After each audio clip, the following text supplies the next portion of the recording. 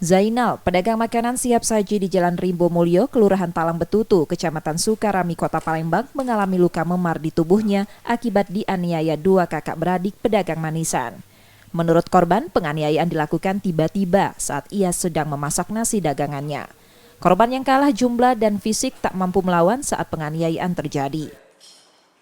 Berapa kamu? Dua beradik. Dua beradik? Iya. Masalahnya kita nggak tahu? Nggak tahu. Masalah perbatasan, yang namanya kontrakan di batas nama ini. Kan? Nah sudah itu, pagi tadi tidak tahu apa kucing apa-apa, kena seng itu kan, dardor itu. Ya aku lagi masak, ada ngurusi yang main itu. Nah taunya datang sebelah, ribut. Oh, disangkanya kakak yang ngedar-ngedar seng itu. Salah paham aja. Ya. Memang pernah ribut sebelumnya tuh mana itu kak? Belum pernah, baru itulah ya.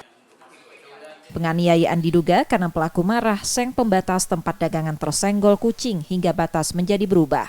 Yudi Kiswanto, Kompas TV, Palembang, Sumatera Selatan.